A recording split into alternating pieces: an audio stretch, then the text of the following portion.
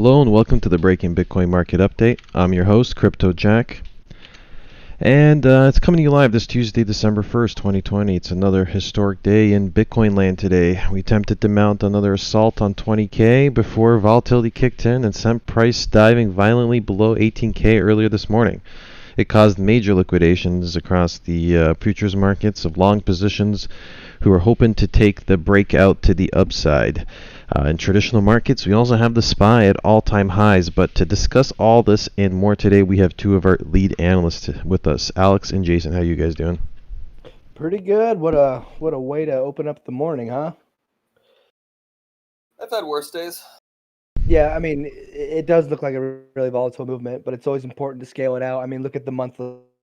Go out to the monthly and just look at the candle size. That could have been a lot worse. Yep, certainly seems that way. All right. Just adjust a little something here. Let's get a little shout out from the audience. I think my volume is a little high though. One sec.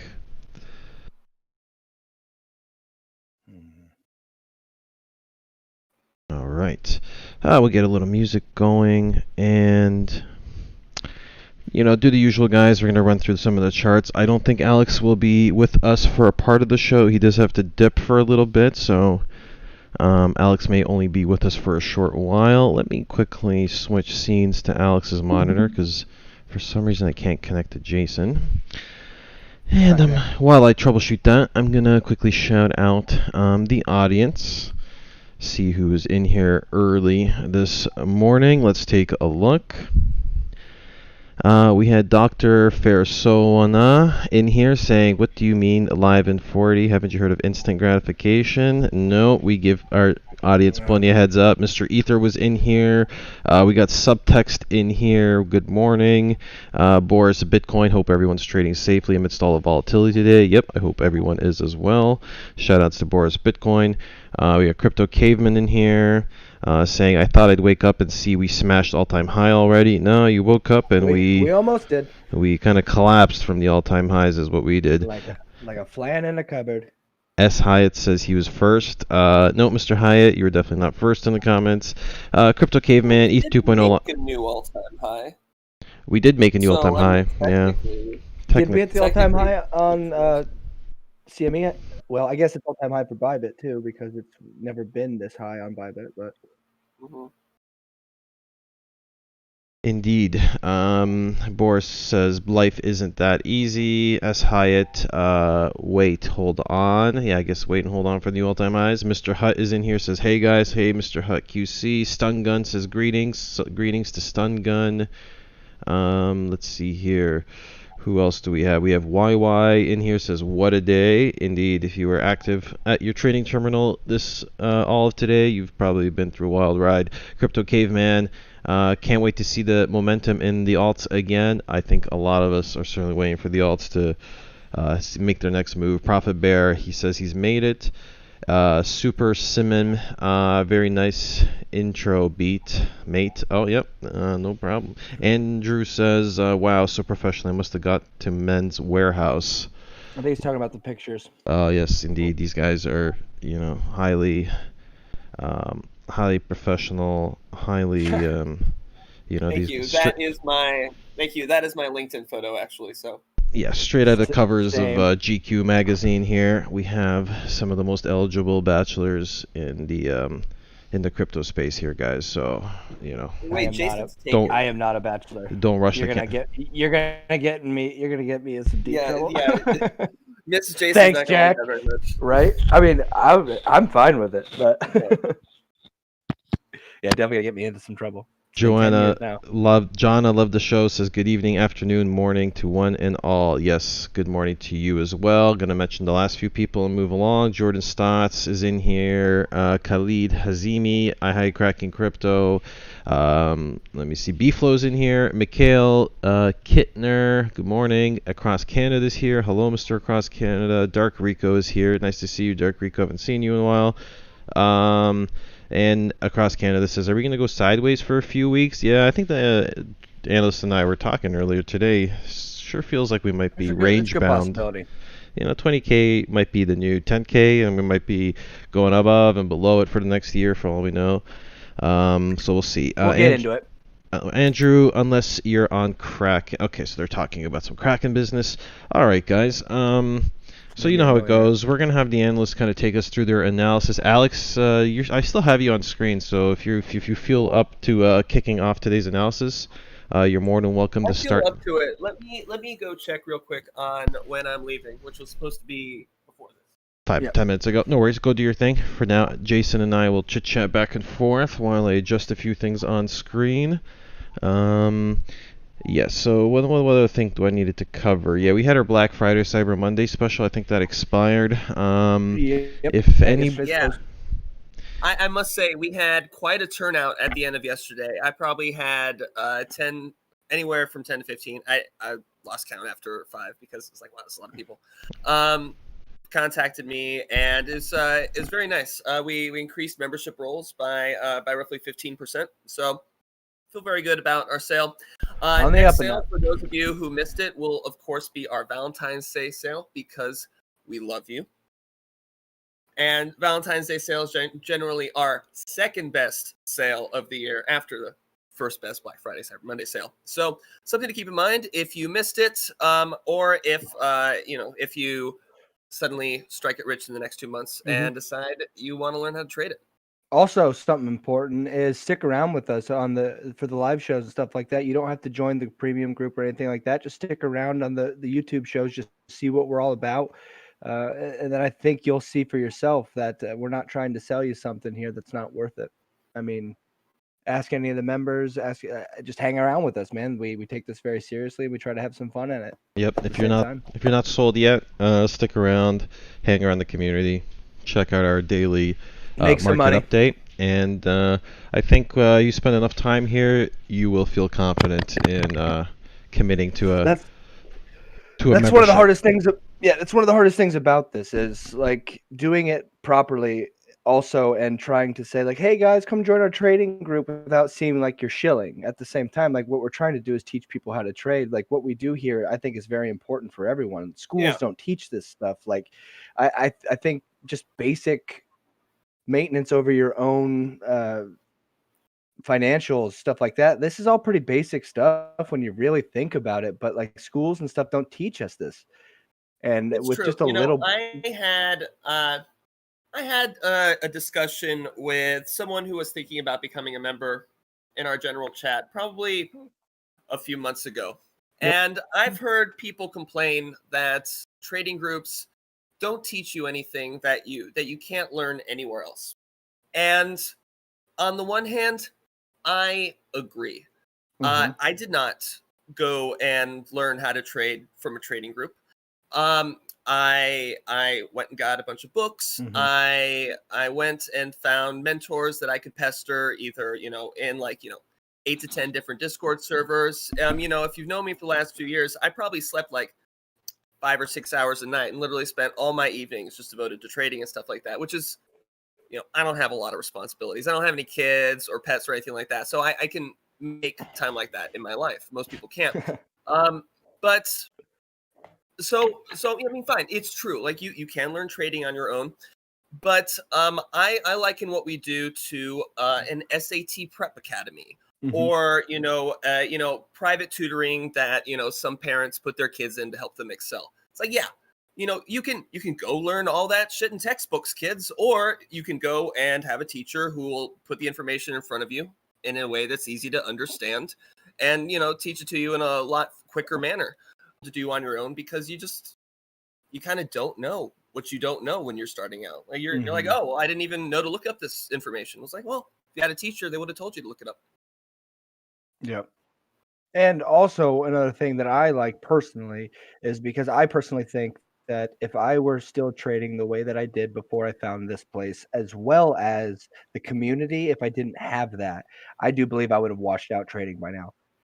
Like trading by yourself and then just locking it all in and not talking to anyone about it. I love the members lounge for that reason. Just being able to talk about your failures, talking about your successes. Trust me, someone else has had your failures, someone else has had your successes.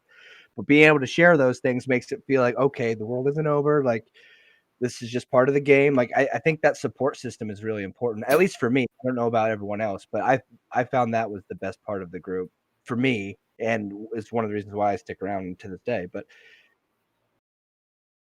I feel like we should call the weekly mentoring sessions just weekly crypto therapy. Yeah, definitely. I feel like a lot of times what people need is not help with technical questions. And we do get that sometimes. Just help with, How do I, how do I set stops? How do I work out risk management? Most of the time, people are like, I made a huge mistake. I didn't, follow X teaching or lesson or whatever, and I got utterly wrecked, or I missed out on something, or I just I feel lost, or I feel like I'm never going to make it. Mm-hmm. And it's nice to have a community that you can lean on of people who kind of understand what you're going through, because a lot of times our families, they're not there with us. My significant other still thinks Bitcoin is internet play money. So like the other people who don't do what we do just don't understand it. So talking to them about it, just you really need someone else. All money is internet play money. They just don't understand that. Hi, Mike. Mikhail's like, my name's Mike, and I have a habit of longing the top and shorting the bottom. We'll get to everyone. I said hi, Mike. Come on.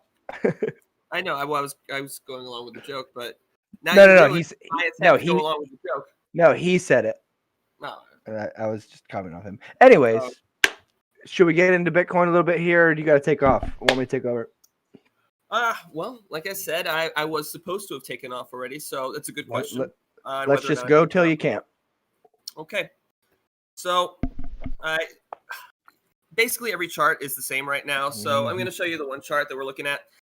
This is the intraday hourly trend that we were looking at yesterday, if you guys recall. As you can see, we got a more parabolic trend here. Once that parabolic trend broke, we ranged, made a new high to screw everyone over, and then finally broke down. So currently we're trapped under the intraday trend and resistance, shown here as local point of control. The local point of control being the place where the most volume has been transacted that you can see here. So obviously we got plenty of places where there's been other volume transacted. This is a nice little level up here. See, lots of volume here, lots of volume here, here. If we zoom out,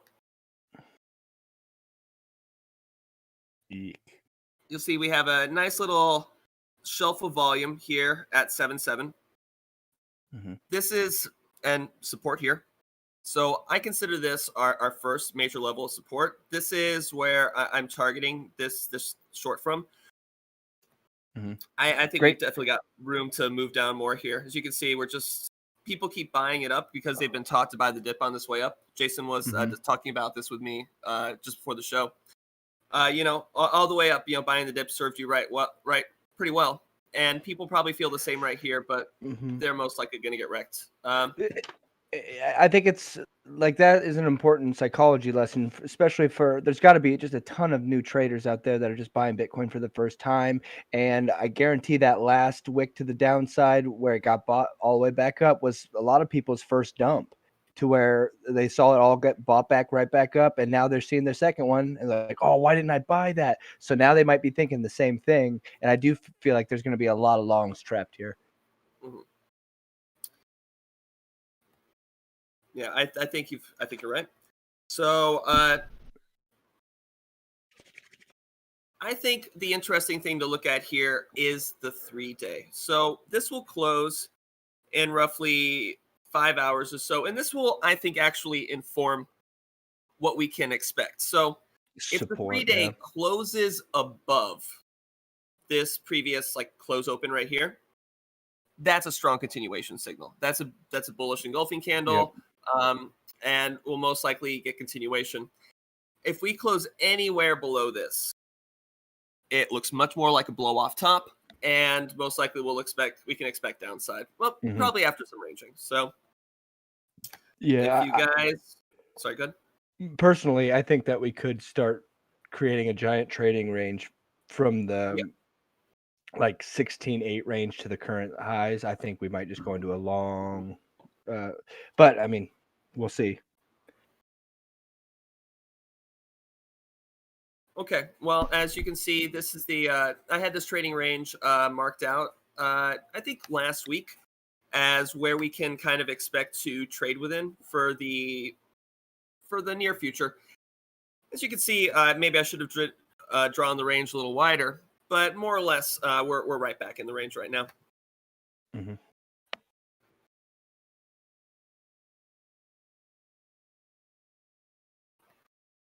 Ethereum looks a little healthier here. It's still above most of the daily trend lines that we have drawn here. I kind of can't help but feel that the USDT pairing is going to follow Bitcoin here. On the other hand, this 3-day is much more suggestive of a continuation. We're really going to have to dump hard. We're going to have to dump. We're gonna have to dump and close below like 565 or something for this 3-day not to give us a continuation. But if we did close below it, man, watch out. We'll have broken this this parabolic trend. We can expect to kind of come down to this area, and I imagine. Here we go. I think this is better drawn. I think this area is good to target right here to pick up Ethereum. So you can see previous high here, lots of liquidity right here. Jason, can you take over for a minute? I believe it's finally time for me to exit. All right.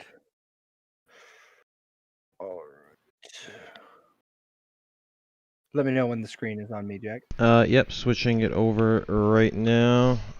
Here we go. All right, we got Jason. We got Jason on screen. Take a look. All right, you are up, my man. All right. Well, let's go look at ETHUSD. Okay, yeah. So he was looking at based off of this system. All right. Well, ETH. I think it's all actually pretty interesting as to what's happening right now for me. In the sense of this is the Kraken crypto setup, which is comprised of WADA, Parallax, the baseline, which is a 60 hole, and then Minx. On ETH, it does look like if you were utilizing this one, you would have been in already right here. Currently on the pullback from yesterday's down to the baseline. Right now, we can't really tell whether this is just going to be a baseline pullback continuation, like Alex is pointing out over there on the 3-day. We just needed to see the close, or if we're going to keep selling off here. Between candles right now, that's what we really need to be looking at. I don't suggest taking any kind of position on Bitcoin or Ethereum midday right now, intraday. I think we need to figure out where we're going to find support. Going down to a lower time frame on ETH, 12-hour signal right here, which would have been no good. Currently looks like, to be honest with you, with the way that the Dixie's going, with the Nasdaq, the QQQ, everything, all traditional markets opening up, I don't really know what to make of this because Bitcoin seems to be the one that's dumping with the Dixie. Cryptos are going with it, of course, like ETH and Bitcoin. But whether we're going to get bought back up here or not remains to be seen. It's one of the reasons why I did not take the long position yesterday on Bitcoin. I can show you here. BT. Me and Alex were discussing this yesterday, and we did get a full long signal on Bitcoin yesterday. Even with my other system, I got a full long signal. Right here, Parallax, everything. There is no rising explosion level. But I do believe with this Kraken crypto system, you just had to have it above the dead zone. But we were looking to take this position last night. Alex did decide to pull it based off of just the way that we opened the next candle, which was the right move. I also decided not to pull the trigger on a lot of the alts that we were discussing yesterday. I know Waves was one that we were looking at. ONT was one that we were looking at, all which reversed, which was a good call. So let's look at this real quick. This would have been my system for yesterday on the 13 EMA system, which gave a full signal here, but looking at it, gave a perfect baseline pullback. down to here to the 13 EMA, which is currently sitting at 18,138. So yesterday this would have been a little bit high for me, 1 ATR above the baseline, so this would have been looking at a reduced risk position. I did not decide to take this because I was scared of something like this. Looking at it now, if we do get a daily close anywhere above here, this would be grounds for me to take a position. Looking at the stop loss here at 18,064. What I might look to do here, if we do close looking like this, I might take a full risk position with a tight stop at 18,064, which I would have still been in this position technically if I did take it at close yesterday, which will give me a lot better risk to reward ratio if it does complete. But again, that remains to be seen because we need to wait for the daily close. I just don't like the volatility that we're getting. And as I talked about earlier, I do believe that this is a situation where a lot of buyers can get trapped. So I'm definitely not going to just be throwing my money on anything willy-nilly. So speaking of which, Bitcoin, Ethereum. Yeah, let's just go over here and look at the S&P real quick. We do see that it is currently gapping up. It looks like we're getting a little ascending triangle here. One could also say that this might be a ascending triangle horizontally from here.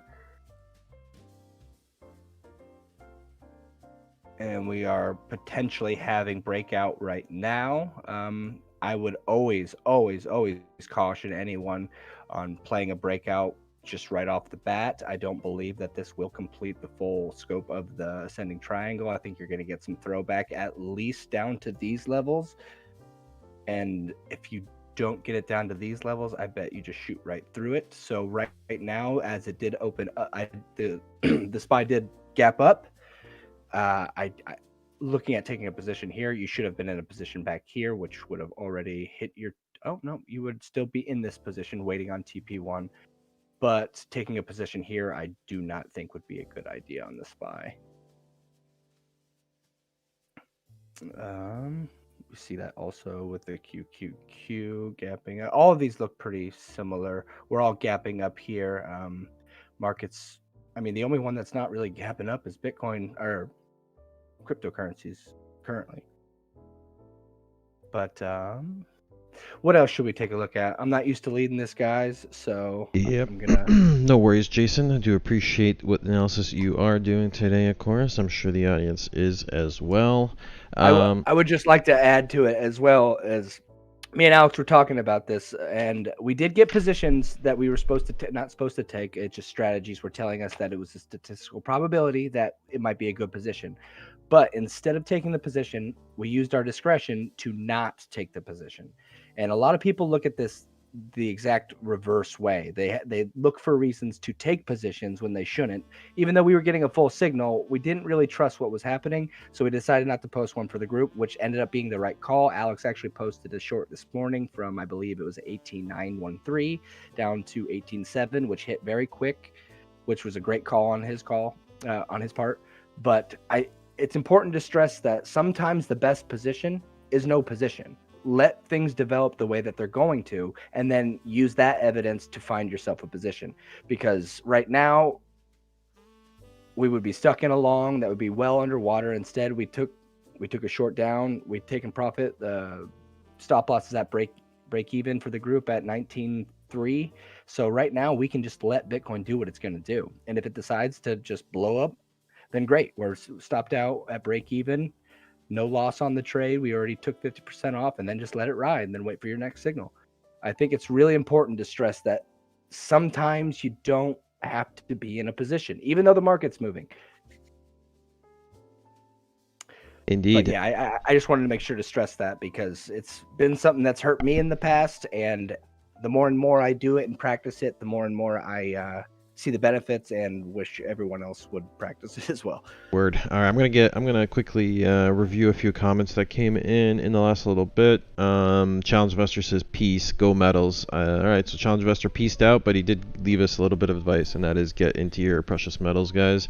It is well, it's Tuesday now, but it was Money Mondays yesterday. It is December 1st.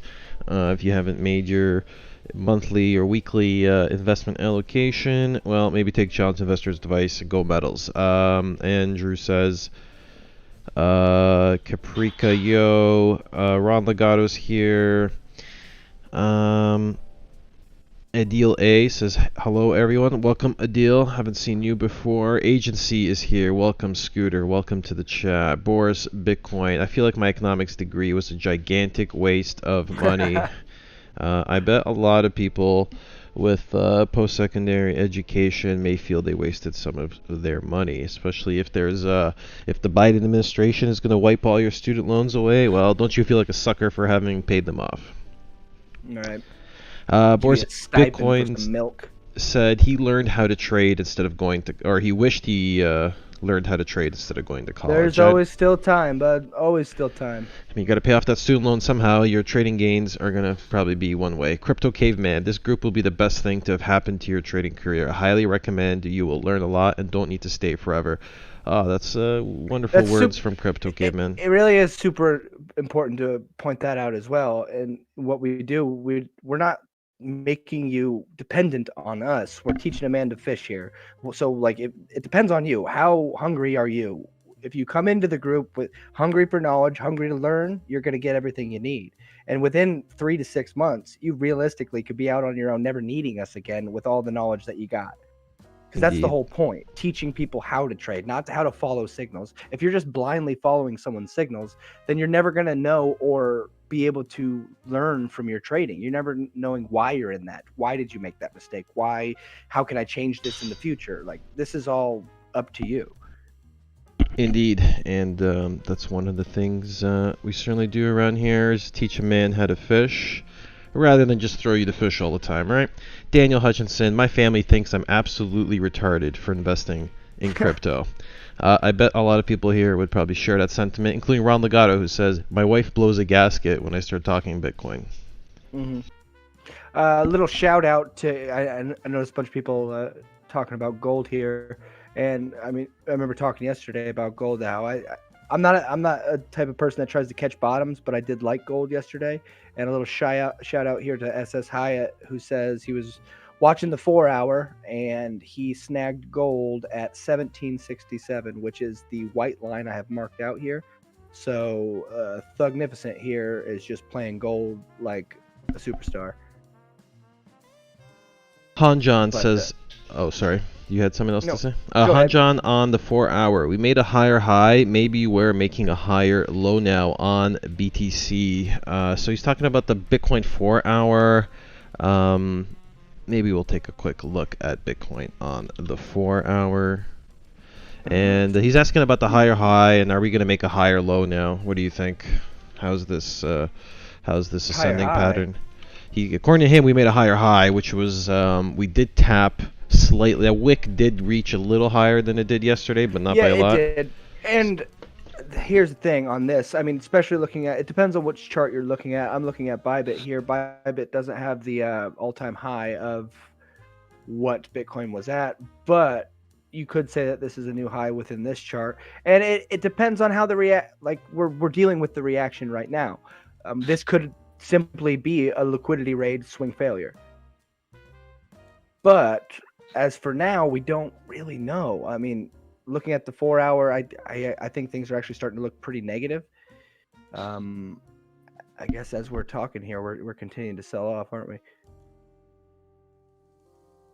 Yep, a little bit of a sell-off, but picking up right now. The 4 hour, I do not like the 4 hour at all, to be honest with you. And of course, this is something that I'm going to have to explain as well. Alex is kind of, when he looks at charts and stuff, he more looks at long-term weekly swings and stuff like that. Myself, I have a bunch of systems that I have created using the PTP strategy. So when I look at things, I look at them in the sense of, can I trade them now? Can my systems let me trade them? So I'm not saying whether these are going to be great positions or whatever. I'm just saying these are the rules that I'm going to follow and stick to, and that's what I will advise, even though this is not financial advice. It's just saying that this is what I would do. So looking at the 4 hour, hate it. There would be absolutely nothing for me to do here but be flat like I am.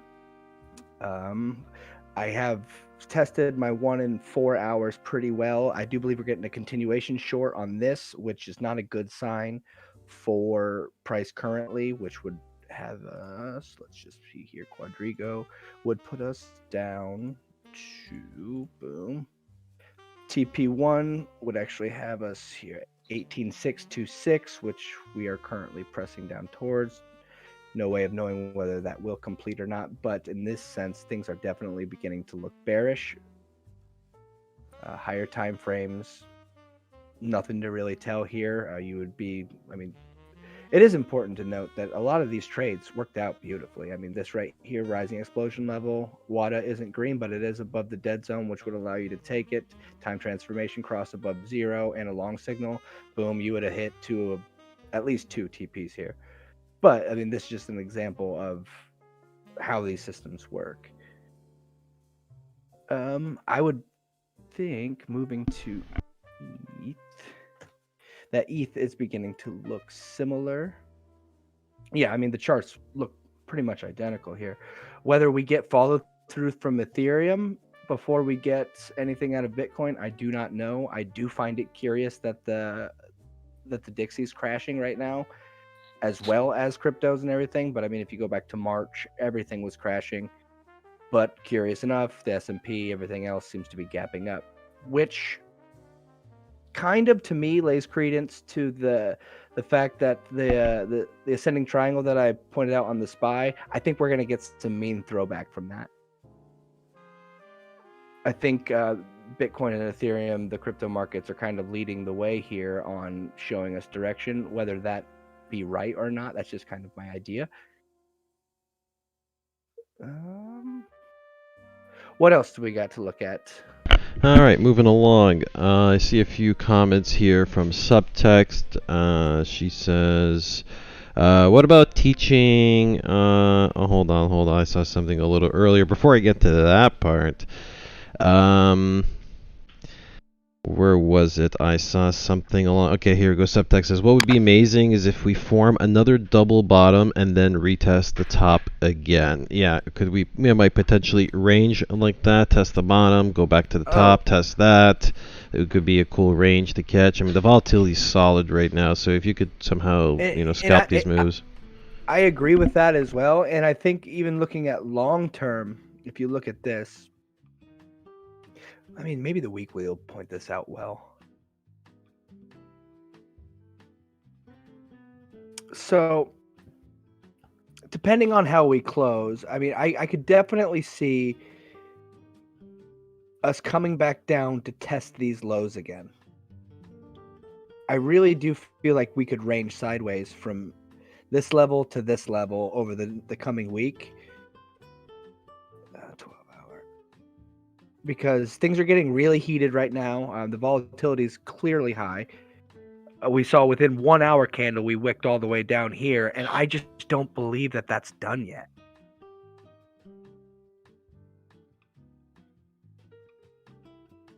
So I really do think that we might see some ranging between these levels. From, I mean, even as low as, I don't think we'll hit a new low. If we hit a new low, then I think we can kind of scratch that support. Whether it closes below that, sorry, a wick down there might not change anything. But in the short term, I mean, at least for now, in the intraday, 4 hours giving you nothing. Whether we get a reversal off the 13 baseline here or not, I do not know. That would be a bullish continuation if we got a crossover here on Minx, but we'd have to get quite the buyback. As of now, we have 1 hour and 22 minutes left on the 2 hour candle, which, I mean, isn't the worst. So, like I said, this is just a moment to sit on your hands and be patient. I'll be honest with you, at least for me, because this could go either way, and you really don't want to be caught when volatility is this high.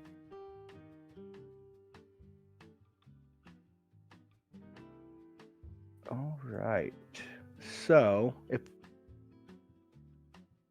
if we might just start jumping into some requests today, because I feel like I've covered ETH and Bitcoin. We went over gold real quick. Looked at the SPY, the QQQ, NASDAQ. Everything seems to be looking the same right now. I think that we are in just kind of a moment of market limbo, indecision on where we're headed right now. Indeed, we have to see what comes next. Give it some time. Jonathan Hatfield, hey, first time to the stream. I joined Discord today. Oh, okay, awesome. Jonathan Hatfield, glad to have you aboard. Very happy to have you, friend. Hope to see you in the Discord and in the live chat. We are here every day, and we take this very seriously. So it's wonderful. Teacher person to Fisher, transform their trading, says Caprica. Now that is a good one. Furry Boffin, Johnny is in the chat, says hello. Hey Johnny, how's it going? David Rice is requesting Zill, so I'm just gonna put that up as the next request. So, and then I'll scroll up and catch a few requests that I may have missed, guys. So don't worry, I'll get to them as well. So let's take a look at Zill. Looks like my gas station sushi's doing all right. In a sea of red. So let's take a look at. I do believe Zill was on my list for continuation last night, and I did not take it.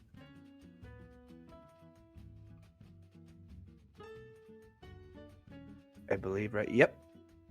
So Zill did give me a continuation yesterday. I did not like how it was kind of floating out here.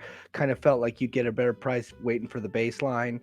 It's the same decision as every other thing yesterday. Just decided to not take positions because I feel like we were a little overextended. We did get the pullback. Whether that's going to hold right now or not, I don't know. I do think that Bitcoin going into people think that it's going to be dumping here, but if we do decide to start ranging between that 17.2 and here, I do believe that that's going to give a lot of alts the fuel they need to start really pumping here. A close today above the baseline, which currently is sitting at about 2.5 cents. That would, for me, be a good.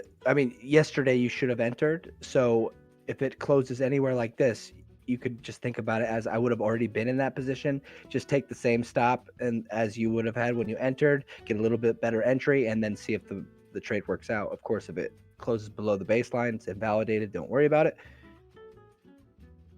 But I have a feeling a lot of the charts are going to be looking like this today, especially in the alt realm. Yeah, you had the crypto bubbles open a minute ago, and mostly ugly. It's mostly sea of red today, except for sushi. Sushi did good, and I heard they announced a tie-up with YFI, so that I think was part of the reason we've seen the pump. So we will maybe we'll dive into the news and just review that, but let's keep going. Sushi. Let's see if we can make it all the way back up to here. I'm not even that guy, but if you just threw a fib extension on there.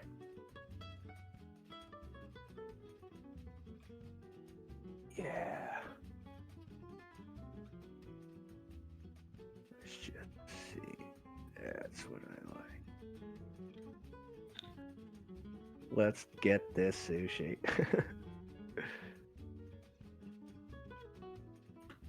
Even a 50% retracement puts you at 582. That's a hell of a snag. Like I said, I don't know that much about sushi. I know you would probably know more than I do, Jack. But this is one of those things that's going to be a novelty for me because I just have some sushi on the side that I'm just going to see how well it does. But if it plays out any way historically to other charts, you're in for some gains if it does. So.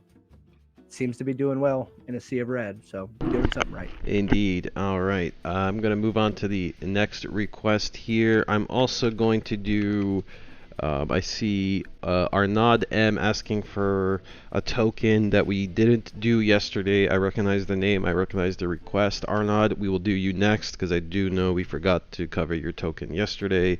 So just hang tight. We will get to that one next. But in the meantime, we got one here from Boris Bitcoin. And he says, hey, any thoughts on taking a discretionary short on XLM? Seems like it has a lot of room to fall if Bitcoin does fail here. So let's take a look at XLM. How much ground has it picked up over the last few days and weeks? How much is it going to give back? Well, I mean, this would be a tough one because this is a good ascending triangle here. Well, I mean, not good, but still forming. To be honest with you, I would not look at taking a discretionary short here. If anything, you'd be waiting on this channel to break up or break down. I think you should wait on that. A close below the 13, I think, is going to be giving you a short signal at this point, because if you look at Minx here, Minx is technically already across to zero. Oh, nope, the zero line's down here. Sorry, I need to make that brighter. But yeah, easily gonna, I bet the 12 hours getting close to giving you that short. This is just a pattern that often can get you screwed. You've already come down here and test this, so I do not know if you're going to continue to test that. But I think it's already been done. So this actually could... I would actually more be looking at this for continuation to the upside and waiting for that signal, which you're not getting at all. You got a short right here with a rising explosion level on the 4 hour. So looking at this on the 4 hour, you could look to take that, but I think it already completed, to be honest with you.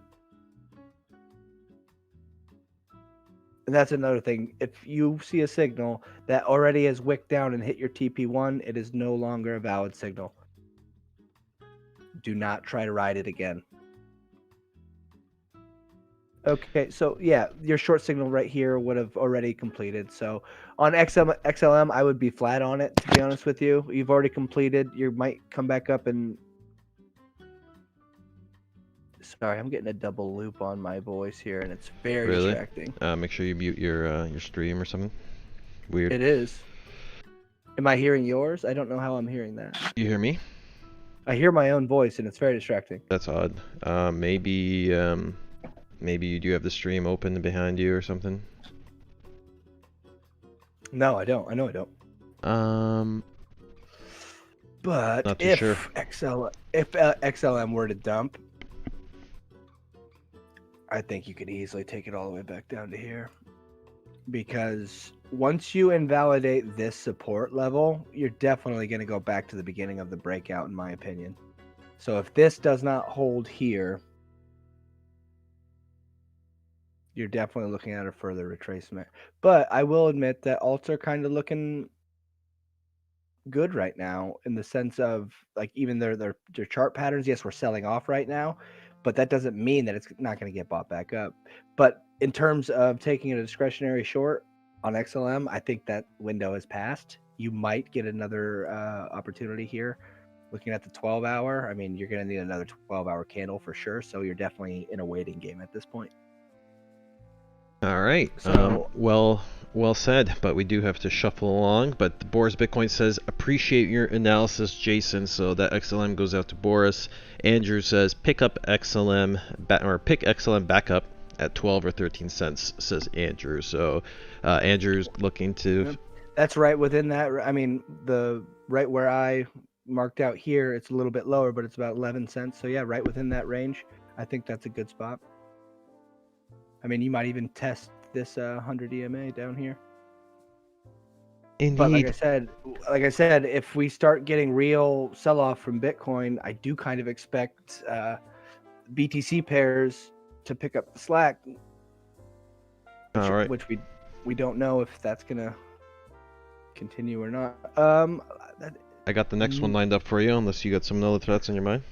No, someone just brought up Litecoin, and I was gonna throw it up. Maybe do this one first. This one from Arnaud M. Energy Web Token. You know EWT? Where does EWT trade anyway? EWT. Yeah, it's called Energy Web Token. There it is. KuCoin? Yep, it's on KuCoin. There we go. Check that out. This one's frequently shilled by Chico Crypto. Okay. Well, if you're looking to catch knives, you're going to take profit short here, so that means you should be exiting, not necessarily getting into any kind of position. This means you should be just going flat. It does look like we have previous support sitting around here, which 1, 2, 3, boom. Looks like the fourth test of this. I'm not one that likes to try to catch bottoms, but this is beginning to look interesting. Just for fun, let's throw a bottom feeder on it and see if we get anything out of it.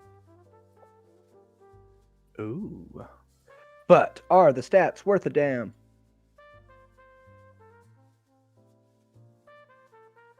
Come on. Looks like this one has been good. All right, well, it's not that much data, that's why. So it does look like bottom feeder has nailed these two. It's only given 1, 2, 3, 4, 5 signals, completed 2 of them, currently on 3 with a stop loss here. I don't think that this is a terrible idea to take a 1% risk trade. I mean, historically it's done well, but you don't have that much data, so I'm not going to say anything there, but it does look like we're getting good absorption here to the downside, taking this thing up to 677. I don't think that's a terrible idea with the stop at... Come on, get out of here. Nope. Nope. Come on, give me the stop. 509.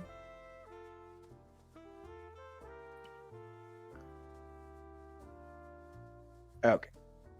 So it looks like the stop is at 509 and up to 677.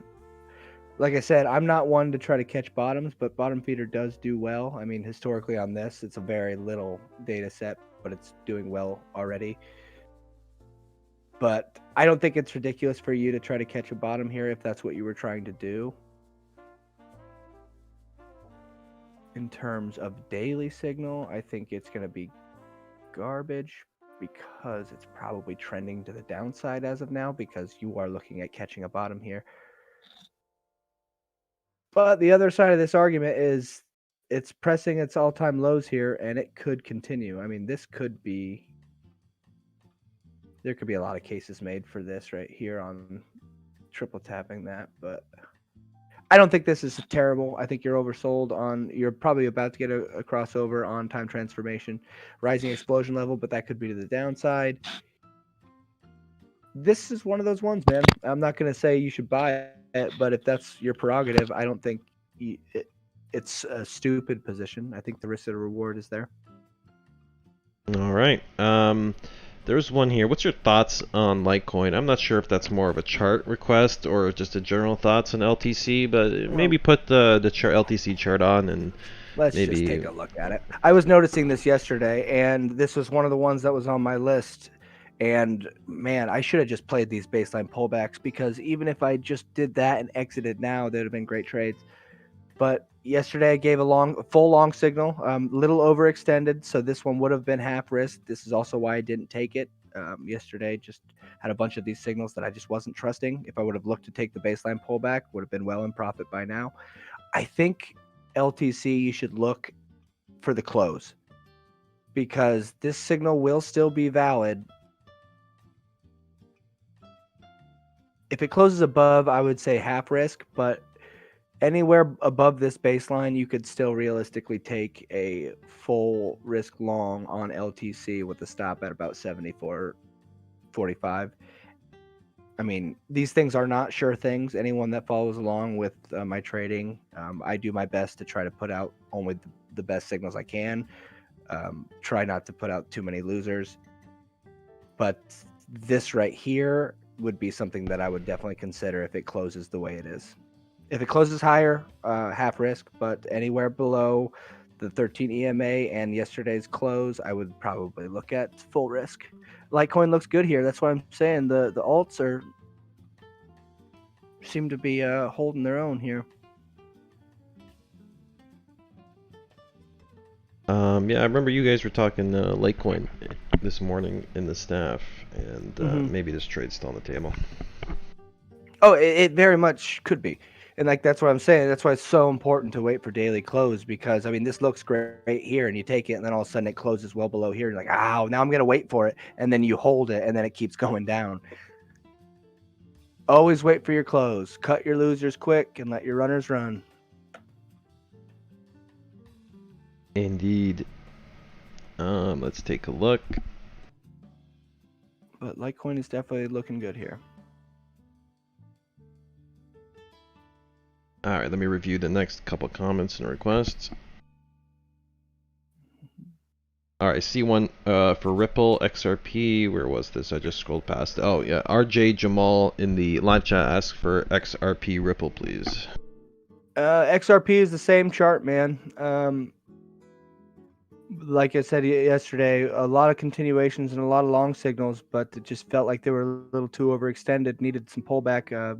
Ripple is the same here. You got a continuation yesterday. You wick down, baseline pullback. Did not quite wick as far down as to the baseline as the others did. Whether that's indicative of further pullback is not relevant. I think LTC looks better here, to be honest with you, but this is a good continuation sign. So taking it anywhere in here, but still keeping the stop there, I don't think is a bad idea. So a stop around 54 cents and an entry here with the TP. I mean, you could use just one thing I've been experimenting with that I'm finding has a higher hit rate is instead of using the signal TPs, just take the ATR, which you see down here is 0.0822, and entering that into where your entry is. Of course, it's not going to be as high as this, but you tend to hit TP1 sooner. Well, not sooner. Well, you do hit it sooner, but you tend to hit TP1 more often than you would, which allows you to put your TP, your stop loss to break even. And then if it does end up wicking you out, then it wicks you out without, at least you took some profit. That's one thing I've been doing lately that I've been having good results with. But XRP looks the same here. Wait till the close, and if you get any kind of close like this, it does look primed for continuation. Okay. Mr. Ether, I see, left a comment here and says, you might be right this time, but you're not supposed to go against your system. So I'm not sure if he's referring to Jason's take just now, or if he's replying to somebody in the chat. Well, if he's talking about me, if anything, I'm still making the same gains I would from the strategy using ATR, but it changes the take profits because I'm entering at a different spot than what the candle close was. So if anything, I might be robbing a tiny bit from myself, but in the end, I end up hitting more TPs, and that's more important to me. I like the stress-free way of trading by hitting a TP and then moving your stop loss to break even and then walk away from it. Don't even care about it, because a lot of these things you'll find, and I'm sure everyone out there is beating themselves up for, why did I do that? Why didn't I just listen to myself? Why didn't I, if you just take that opportunity away from yourself, it makes everything way easier. I got an interesting question here. This one comes from Noob Praveen, and he says he's got 27 Bitcoin on E-Trade GBTC. Is there any products to hedge against the downturns? I'm looking for somewhere to trade options around Bitcoin. Okay, well, if you're holding GBTC on E-Trade, I'm not sure if you're going to be able to actively hedge against that. I don't know either. Just get yourself a ByBit account and get a little bit of funds over there and use the perpetual swap to just hedge your account against Bitcoin. Yeah, he's asking for also trade options around Bitcoin. In order to give you a better answer, I think we have to do a little research to give you probably a more concrete answer. Yeah, I don't trade options. Yeah, I mean neither, but I'm not sure how many options you're gonna have with your GBTC account, or your account being in GBTC.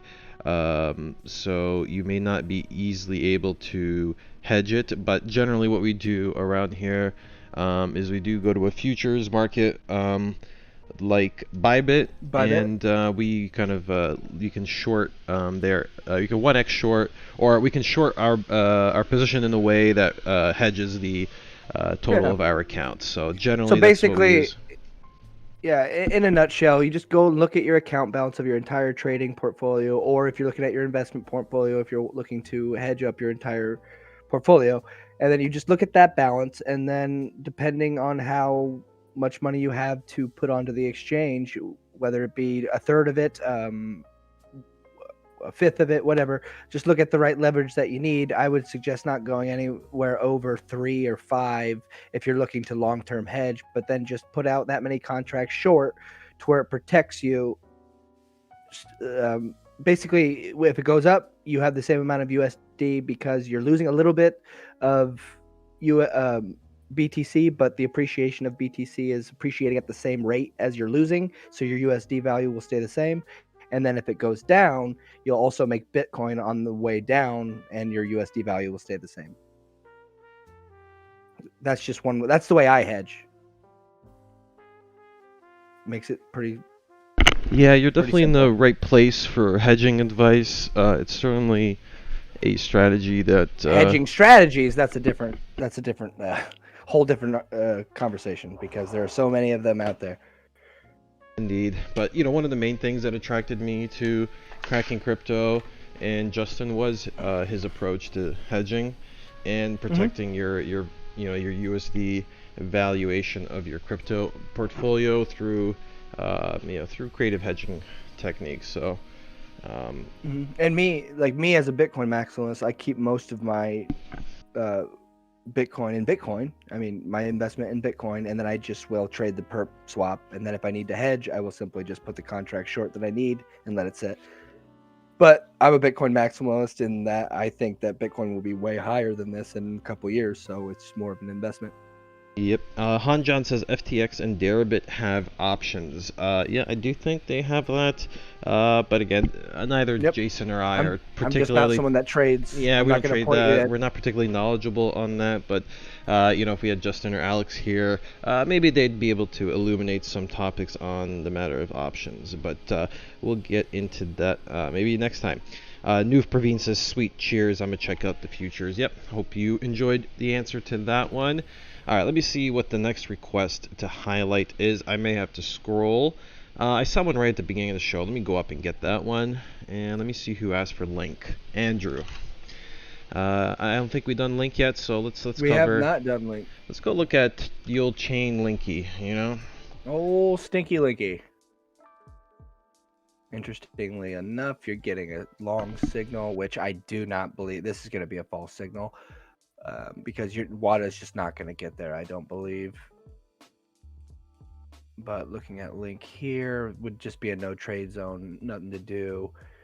Looking at lower time frames, I think you see more downside on link, to be honest with you. This is a good 12-hour signal that you would have TP'd, been out at break even, so that had already been completed, so you'd be on the sidelines. Looking a little bit lower on 4-hour, you're beginning to get a good short signal on the 4-hour, which will close in 1 hour.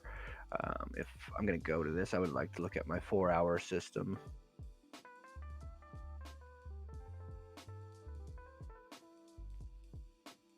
Okay, so looking at this would not give me a full signal. For my 4-hour, I do use the 6 for this 4-hour, which I believe the last time I back tested it, it's around like 75%. That is for Bitcoin, so this will be different, but it's usually a good parameter to look for things. So the what you need to be looking for is parallax needs to be below the 0 line, which we are getting. We are getting a short signal from Minx. We are above the 60 hole, which completely invalidates the trade already. And then you need to have a rising explosion level. This system does run a three bar rule. So after this close, within these next 3, if you get all of those parameters set, then you will have a legitimate short signal. So I think you need to be watching link over the next 12 hours to see if that gives you a good signal or not. But I do think you have more downside. Looking here, you have not come down to test this. So if you're looking at link for a long, I don't like it. I think link's got more downside, but I mean, it did just tap the baseline here. Who knows? It could just keep blasting off. But in terms of a position to make money, I don't like link here. I'd be waiting for a short signal. Well, there you have it. Andrew, hope you like the link analysis coming to you courtesy of Jason. Moving along to the next one. RK says, can we look at LTC USD? RK, I think we just did Litecoin just about did. 10-15 minutes ago. You might want to scrub back a little bit, and we'll get into that. That should probably answer your Litecoin question. Rewind a bit. If that You didn't, can see a request for Curve. is that CVC? No, that's Civic. Where's Curve? Oh, Civic. Yeah. Oh, you were Sorry. talking about CVC. Okay, that's coming CVC. from Swing the Trade Pros. So shout out to Swing the Trade in the chat. I'm not sure if I've seen him before. I'm going to be honest with you. Just looking at this chart, the way I used to trade, I would say that you could easily take this back up to at least 11 cents. But this system is clearly giving, But just based off of patterns that I used to trade, this definitely would have been one that I was looking at. But in terms of this, you are well below the baseline. You are creating some support here, which I think you should be watching. But in terms of looking at a 24 daily system, I think you should stay away from it. Going down to 12-hour, we did just get that crossover. Let's go down to a more sensitive system.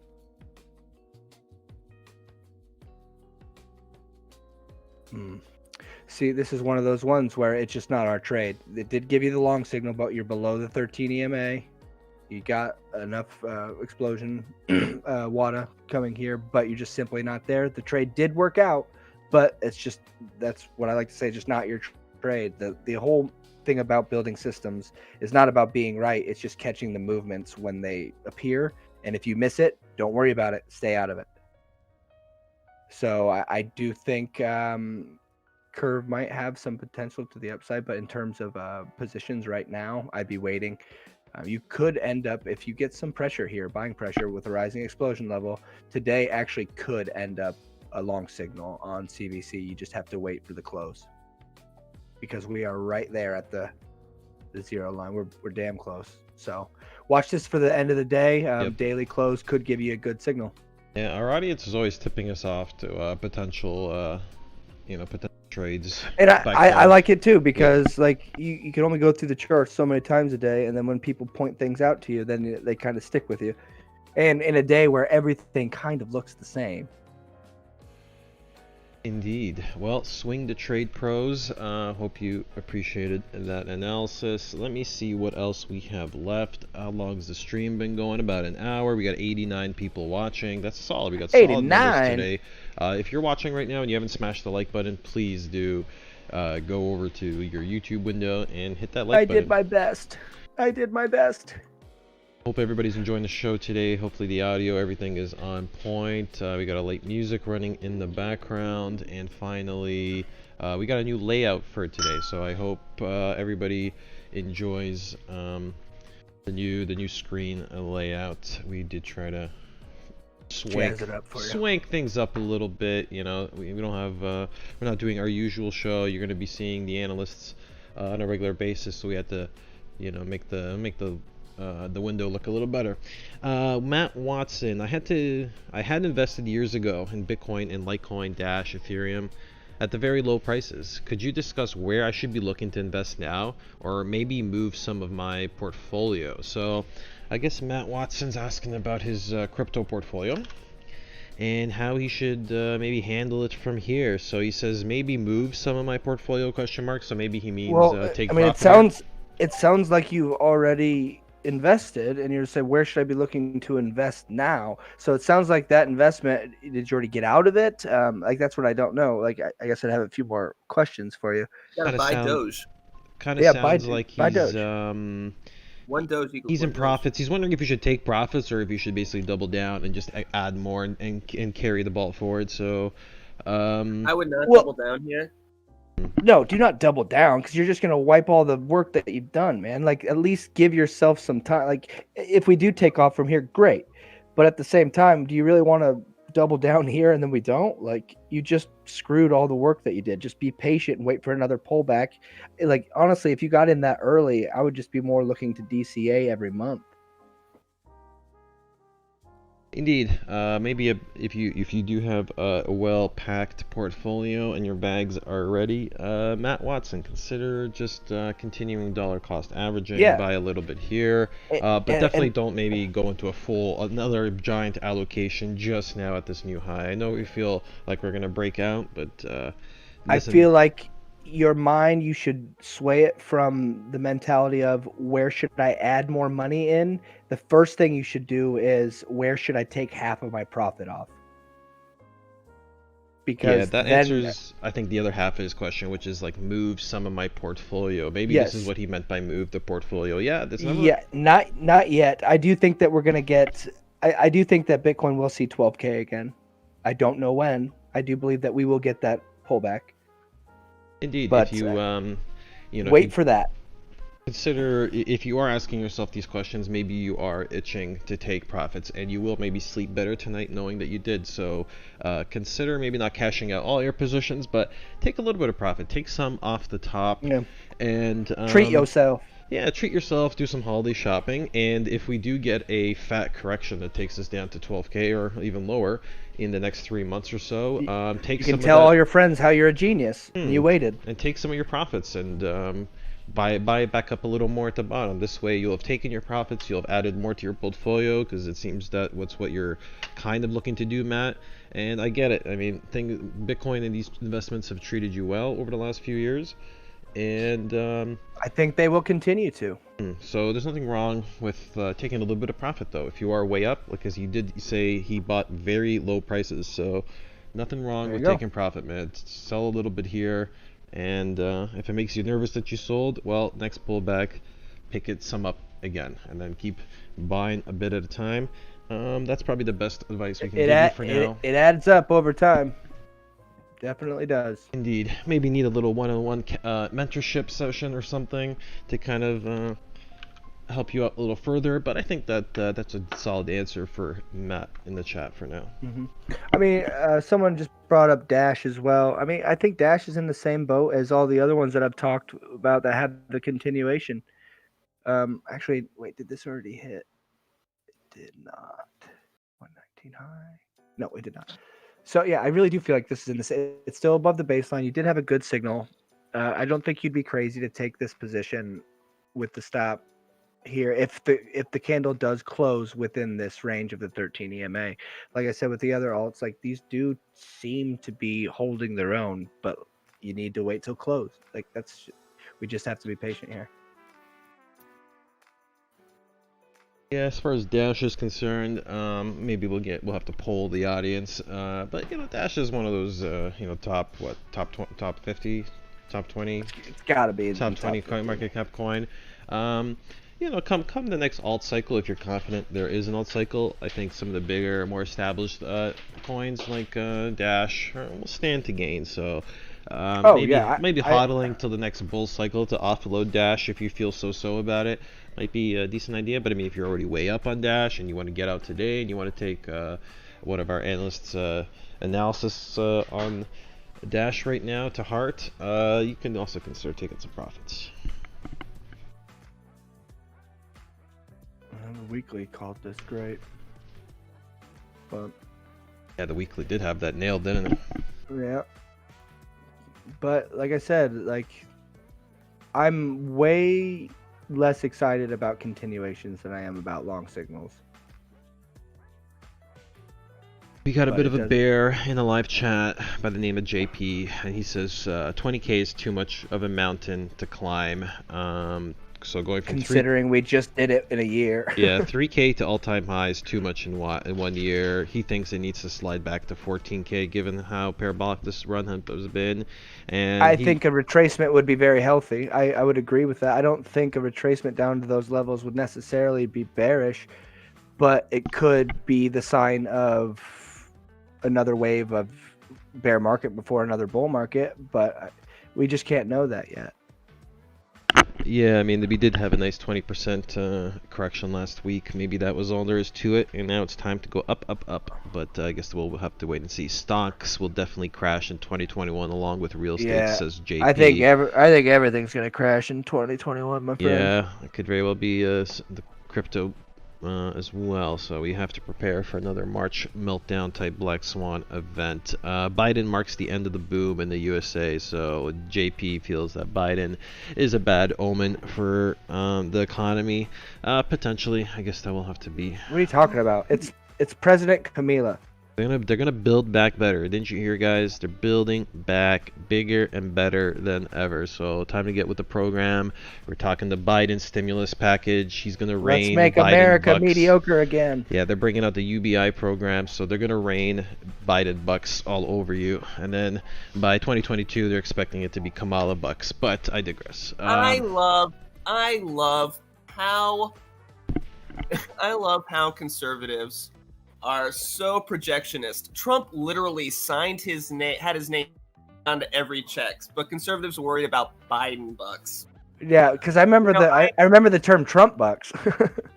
Yeah. Yep, I called them Trump bucks then, but I mean, Trump might have given us some fat $2,000 stimulus checks, but he stopped short of UBI. So when the UBI does come out, I am going to I will dub the Biden buck. Check like the rest of us. Yeah. Oh.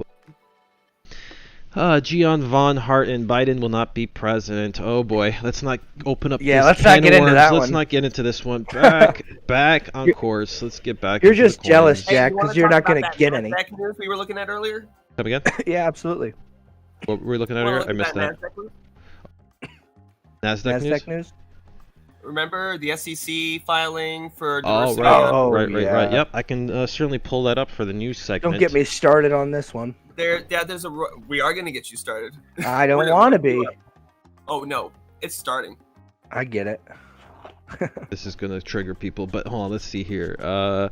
I think I kind of picked out most of the requests, but you know what? I have at least one more for Jason. Alex, are you like fully back, or do you have to dip again? Do you want me to pass you the screen, or do you want Jason to continue? How do you feel? Let's stay on your screen. I don't know when I'm going. My mom's gonna call me when she's done with the doctor. Cool. Oh, you know, you're in town for the Thanksgiving, dude. You gotta do your familial Sushi. duties. Still going. All right, I got one here from Damien Hughes, and he's asking for Wi-Fi Bitcoin pairing. So let's see Wi-Fi BTC. Wi-Fi BTC. All right. Oh, Wi-Fi, I yearn for you nightly. Well, to be honest with you, Wi-Fi for at least my 13 EMA system would be just nothing. It would be chopping you up right now. WADA is just not there, giving you any evidence of momentum to the upside or downside. I mean, right now you're just kind of going flat. This would be an invalid I was in Wi-Fi USDT over the weekend. I took it from like 24 to 26 something, but as you can see, it's ranging sideways right here. Yeah, it's definitely ranging for sure. Whether that ends up culminating in a breakout or a breakdown is to be seen. Holding above the baseline. This actually is a good signal, but it's a little too overextended. I do like that water with a rising explosion level. Let me see if it actually register. I don't think it's going to register on this one's definitely more sensitive. Yep, it's in a no trade zone.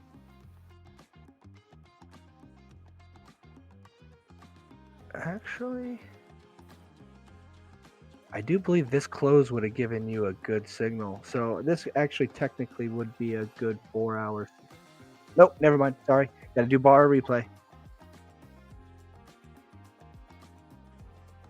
And one forward. Yep. So the long signal came here. You're above the baseline. Parallax isn't even close. And then you go to the next one. And then you're within the Keltner channel here of the baseline, which makes it a no trade, so you would not be taking this. So Wi-Fi, I'm still would be sitting flat. What are your thoughts? You trade Wi-Fi more than I do there, Alex. What are your thoughts on it currently? Just sideways? I can flip to your chart, Alex, if you want to show us what you think. Right as well. All right, flipping to Alex real quick. Alex, you're on screen. Okay. So essentially, we're holding above support right now. As you can see, we broke. We had this intraday trend here that broke overnight. We pumped with Bitcoin and then crashed down with Bitcoin this morning.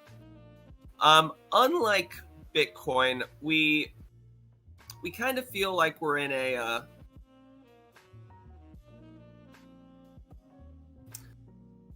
it feels like we have more support in this spot than Bitcoin has back in this spot right here. Yeah, it dumped way below that immediately. Yeah.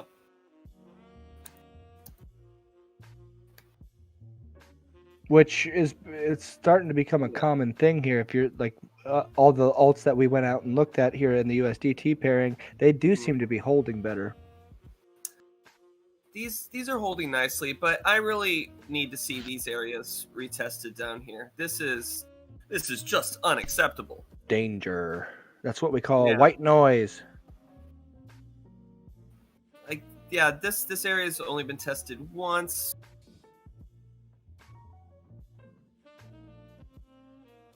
This is starting to feel a lot like distribution, but we could still move up to retest the support. One of those stair stepping patterns that are hard to call. Yeah.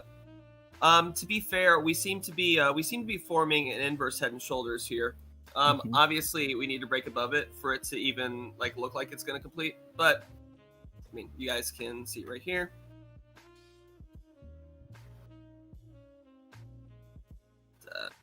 Da, da, da.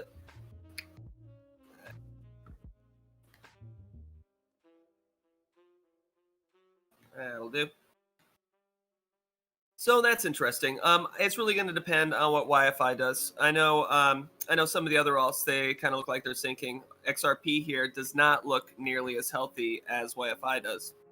So you can see YFI or XRP, when it broke down, it kind of broke below support rather than onto support. So I just kind of want to contrast these two markets. You can get an idea of it. Yeah, one's definitely holding support much better than the other. Yeah.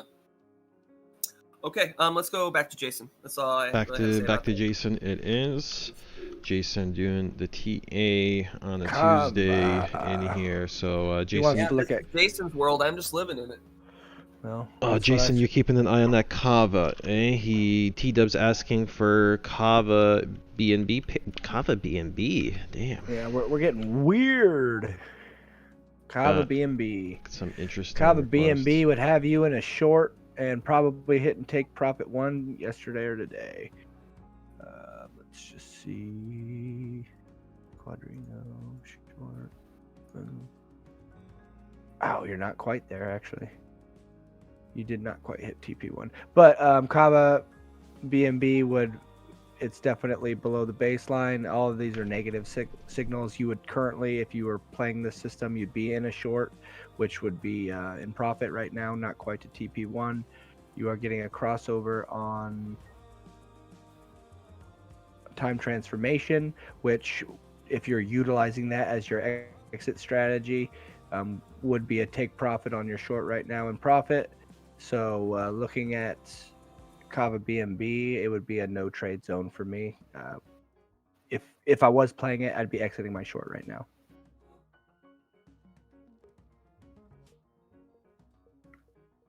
So I wouldn't go out there and just buy yourself some Kava BNB. But not necessarily means that it's going to go down. But it would be a no trade for me. There you have it. T-Dub, hope that covers the question. Moving along to the next one. And let me see how long we've been running the show for. Well, I've been going about an hour, 20 minutes. So we are going to slowly start winding it down. And I will cover the next question here. All right, I got one here from... let me see here. I got to zoom this baby out a little bit so I can get a better look at what we're working with here. Here we go. All right. This is from Melyat, and he says, "Hi, you guys really think Bitcoin will go to 14K again? I hope so, at least, because I've sold at 17.4K with a 60% profit, thinking about re-entering at the 14K level." Yeah, for the people who kind of sold or hedged up, in these high teens. I guess some of them are now a little concerned that the price is going to take off with them. They didn't get back on the FOMO's real, trade. man. I know we don't predict the future around here, guys. We only work with charts and we can with data and strategies that are more objective in reality. So we don't do future time predictions. We don't look through time or our crystal balls. But generally, if we were going to spitball here, what do you guys think? We're going to see 14K again? Will we see another good buying opportunity to scoop up? If you're asking me generally, will we ever see 14K again? I absolutely think we will. Whether you're asking me time frame, I don't know. I mean, it could be tomorrow. It could be in 2 years. It could be in next month. We just don't know. We have to take these things day by day, and that's one of the reasons why I try not to be one of those guys that calls prices. We can only deal with what's in front of us. Yeah, I would look at some EMAs maybe on higher time frames, on the weekly or the monthly, and I would maybe see if where 14K is on that. Will we touch a maybe a baseline on a higher time frame, and maybe that's what I would target. So 14K appears as a likely baseline kind of pullback on a higher time frame. I honestly think that we'll test the top of this range. At some point, we'll test the top of this range, putting us at around like 10K. I do think that at some point we'll test these boundaries, but like I said, whether that is after a complete run up to blow out all-time highs or whether it's soon, we just don't know. And I think the thing that you can do is when you have your money on the side, just be confident in that, because there will be a moment for a buying opportunity, and when it comes, you'll know. And then you waited all that time for that reason.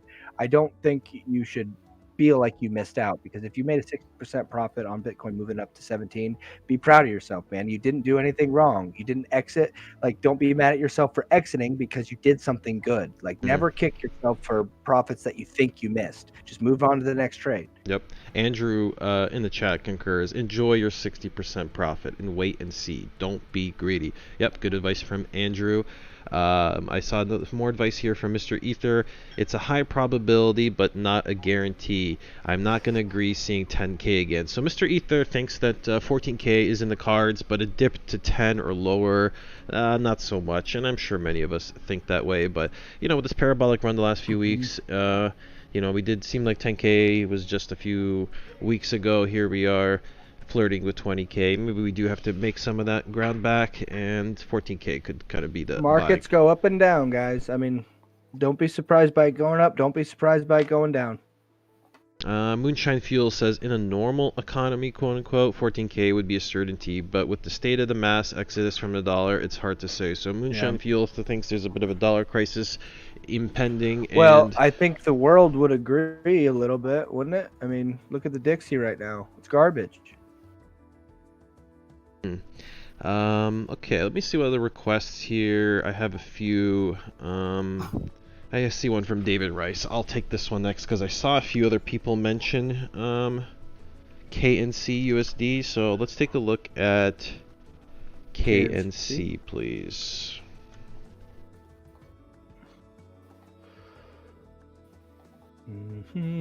So looking at yesterday was a long signal, but you do not have your qualifier, your confirmer, WADA there. This would be no signal for me. I'm going down to lower time frames. No, WADA is just not there, man. Actually, you're getting a full-blown short signal on the 12-hour here. So this actually looks like a good signal, considering you're getting every rising explosion level. WADA's there, it's even increasing right now below the baseline.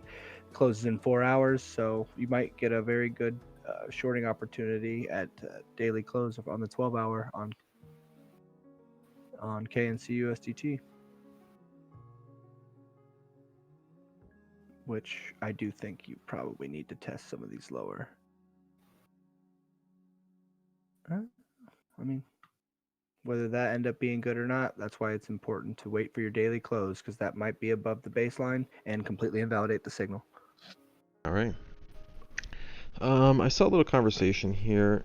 I see a few people talking about XRP, and I think part of it was the airdrop that was due. I don't know if it's due today or this week, but there is a airdrop coming to XRP hodlers of this. What is it called? The Spark token or something. So I think part of the XRP run-up was said to be people in anticipation trying to accumulate Hype. in order to get their Spark airdrop. So that's some chatter here. Mr. Ether says XRP locked back up all but 100 million again this month. So XRP, I guess, is locking up some of its XRP in its custody. Well, it's just releasing less than usual. Gotcha. I would classify that as. So XRP has an escrow account, and every month they get like 1 billion XRP that comes out of escrow. They can spend on whatever, it's free money. So the market, people consider that to be dumping on their heads constantly. And so this time, right now, XRP is just re-locked up some of the money that came out of escrow after dumping some on everybody else's heads. But not all of it. So, hey. Doing what they gotta do to survive. Excellent. T-Dub clarifies the XRP airdrop is on the 12th. Yep, so we still have some time. The airdrop might be on the 12th, but the snapshot might be, earlier, probably the same day or the day before. But you might, if anybody wants that airdrop, be sure to look into the snapshot date and have your XRP in order. I also Does that count on futures exchanges like ByBit? If I were to just I'm not sure ByBit is going to release it, but I do know that I think Binance and Bittrex and a bunch of others.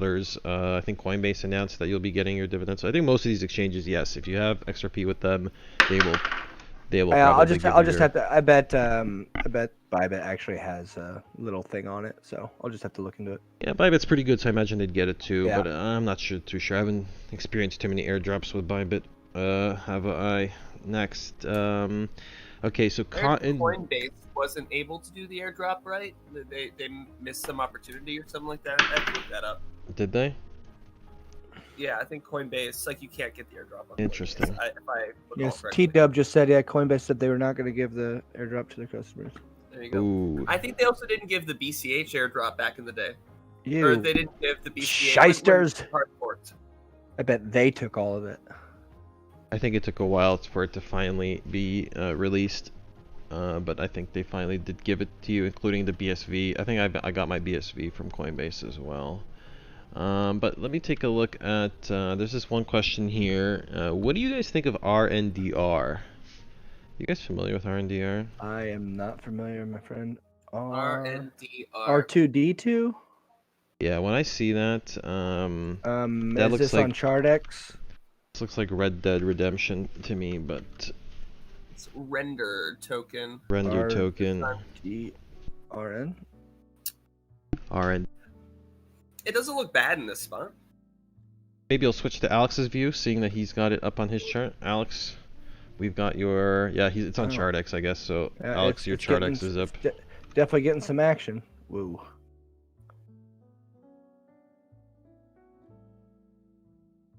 So yeah, she's made a move. Offhand, this is what I see.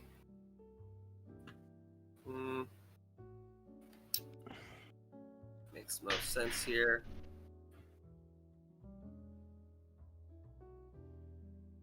Probably more like this. Yeah, there we go. Okay, so let's say that this really is a breakout right here. It's a wrong tool.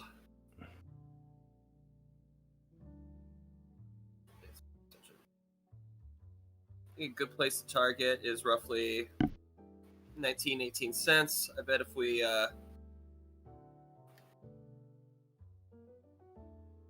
try this out, it's showing us 17 cents, which is here. So I think this is a nice area to target if this ends up breaking out after all. Most likely, we'll probably retest down a couple more times. Normally, you just don't pop up like that, especially because Uniswap as a whole is kind of trading sideways. Shout That's all out I to gotta you say about it, guys. We got to 50 likes before the end of the show. Appreciate that. Appreciate you guys. Yeah, 51 likes, solid. And we had good viewer numbers today, so I appreciate everybody in the audience who joined us today. And if you're new here, of course, hit that subscribe button. I'm watching all of you. All right. Got one more question here. Are we still doing RNDR? I did see one comment here regarding RNDR from JP. He says he reviewed their code. It looks like it's garbage or not existent, I think he was saying. Okay. So, Well, liquidity was pretty low for Render. There's like $28,000 of liquidity, which is not a lot. I don't know about you guys, but if you put in $1,000, suddenly it's like that's 5% of the market. Mm-hmm. At that. You whale, you. Yeah, the microcaps of the microcaps getting shilled in the live chat. Go figure. But I do appreciate your request, guys, even if these are some obscure coins that will probably get us in trouble if we dip our toes in there. Okay, I had one here. It's a more extended question. I think it's an interesting one, so I'm going to put that up next. Put it up. All right, this one's from Andrew, and he says, question about funding indicator. Why do the 4-hour candles sometimes show we are in backwardation, but on the 15-minute, it may have never gone into backwardation in the same 4 hours? So, Andrew asking, I hope that made sense. 4-hour candles show backwardation, but that when you zoom in on lower time frames, not really there? Well, I mean, I guess you'd have to just go into the calculation of how it's doing it, but you could easily just the 4 hours of conglomeration. Yeah, this is the funding tool, and this they explain how it's calculated. So I would definitely check this guy's stuff out. Yeah, that's neobutane, right? Yep, that's correct. That is a technical explanation, Andrew, and recommend you check that out for. Just don't want to do any injustice to the author of the indicator, because I didn't write it, and I use it, and it works well. So shout out to neobutane. Oh, look at this! Hi, neobutane. Why is funding on the charts negative on the last 4-hour candle, but they're always positive on the 1 hour and smaller time frames? It never. I looked at the last days and today, and BitMEX funding never went negative. So you ain't the only one. Yeah, you're not the only one with this problem. So it might be a problem with the indicator itself. How is this calculated? Yeah, something to consider, guys. That's definitely one of the reasons why we suggest using our suite of premium indicators. Is that for the stuff that's just sitting there on TradingView, you kind of don't know what you're going to get. Especially if the source code is closed, you've got to really be trusting this other person that they didn't make a mistake. For those of you who aren't aware, there's plenty of indicators on TradingView that do something called repaint, which is they'll show a signal after the fact, but they won't show you. You won't get the signal on time. It's only in hindsight does the indicator work. Yeah, and that really screws up backtesting. Yeah. You think that you got this amazing thing. It'll always appear to work better than it actually does in real time. And that's why bar replay is so important with backtesting, because you can catch that. Excellent point. All right, well, thank you for the question, Andrew. I got one here. We got a request from Daniel. I haven't heard of this. KIN USD. Kin? You guys know Kin? You and your kin? Anybody know? Yeah, that's the kick token, isn't it? That's the kick token? KIN USD? I think so. All right, let's check it out. Let's check it out. Is it on TradingView? I got one on HitBTC. KIN. Oh, yeah, there is. No, it's reading like less than a sat. How about the USD pairing? Is Oh, there a wow. USD pairing? There's one made up by TradingView. Cool. Wow. That's a very, very, very, very, very low set coin. You know, it is. The reason it is doing so much better is that Kick won its case with the government. They're allowed to have their token after all. So Yeah. everybody sold out last year, of course, because they were getting. I think that's what this is. I guess all these candles are people panic selling. And then yeah, so one could say that they kicked their ass. yeah. Sorry. So up 500% this month. Get your shabby. gains. What's the market cap? $8. That's a good question. Let's check it on CoinGecko. Let's see if I got enough to pump this baby. I don't wanna use CoinMarketCap because they're kind of shady these days. Market cap is question mark. Fantastic. Yes, love that. One guy's bank account. Yeah, I see T-Dub here saying that Kick is old school token, and he thought they flopped, but no, they did not. They are back. They did flop, but they got resuscitated.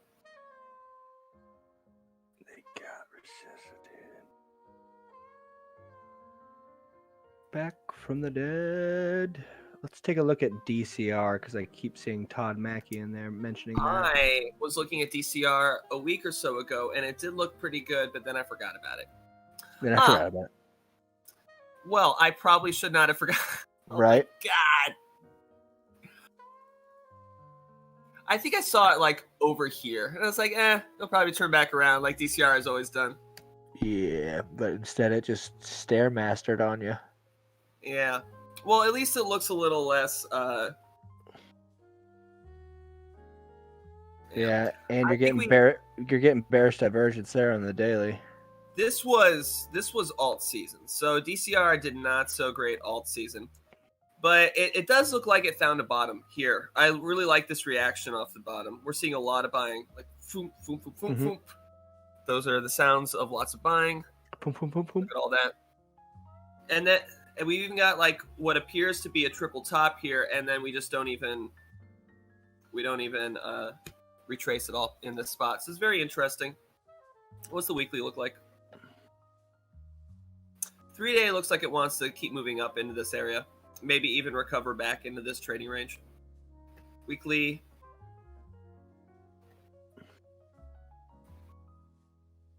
Weekly, I think, is similar. This makes me think of a spring. I was going to say, that looks a lot like a spring.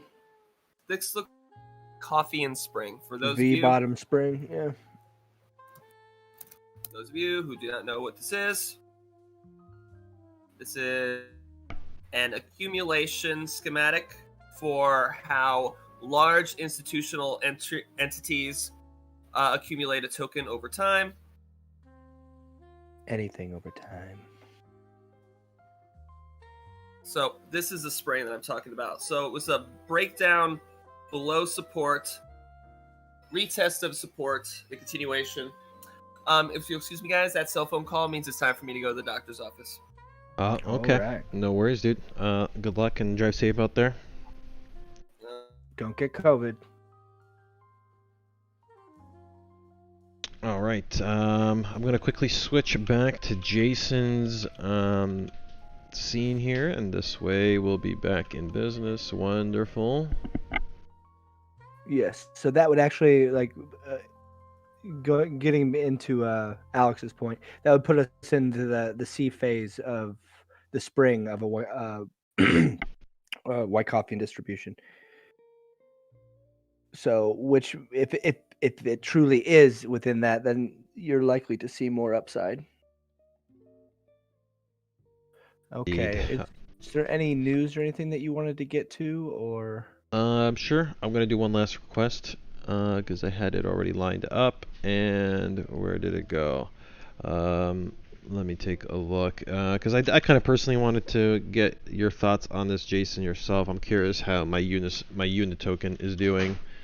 Oh, Want to take a look at Uniswap token for me? The Uni. Alex is definitely the one you should have talked to about that. Considering I know he trades that a lot. Yeah, Uni USD. And looking And the at this question is daily, specifically, is it why? possible Uni can drop to $1? So somebody's wondering if they're going to be able to snatch up Uni at $1. If Uni goes down to $1, you got other issues, bud. I mean, look at that. That's making a new low. Yes, there's always a chance that you could get it, but I mean, how long are you gonna wait for it? If it hits that, does it keep going down? I think you'd want to look for more support. I mean, this doesn't even look that good. I mean, you have no water. You're getting a long signal, but this is going to end up being a swing failure if it closes like this. And then you'd get more downside. Likely, at least test this range of your local low. Not that, sorry. At least test this range. But yeah, if you're breaking down to these levels, I think you might break down further.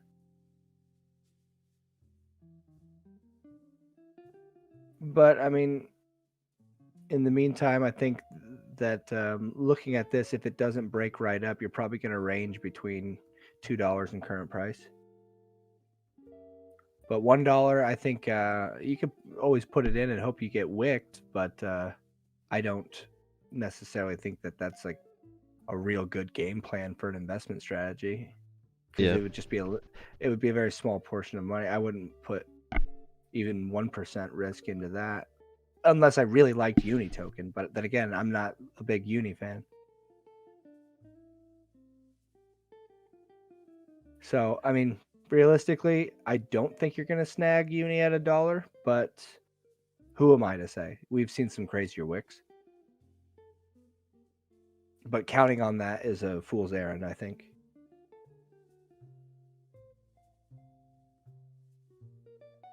Okay.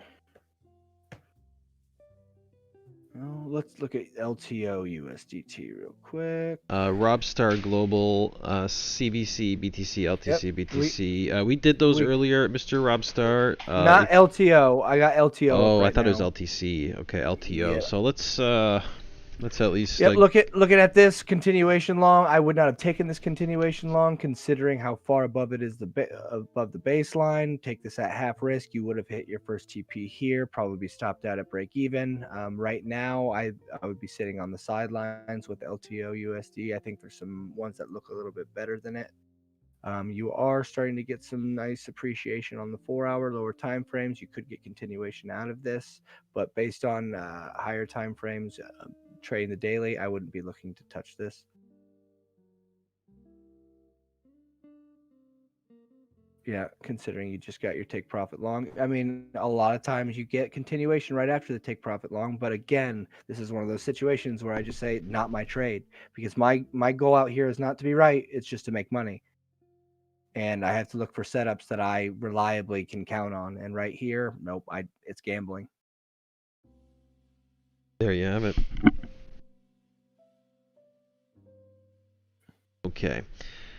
I do think we're heading toward the close, and we have knocked out most of the requests. I got one more here for Dot. Yeah, Dot. Let's take a look. The funny thing about it is Dot is resembling what all of the main cryptos are doing. The big guys, ETH, LTC, Bitcoin.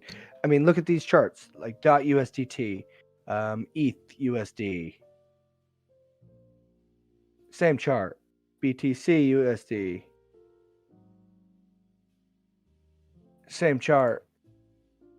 LTC USD. Same chart, but like I said earlier, I think LTC looks the strongest out of any of them.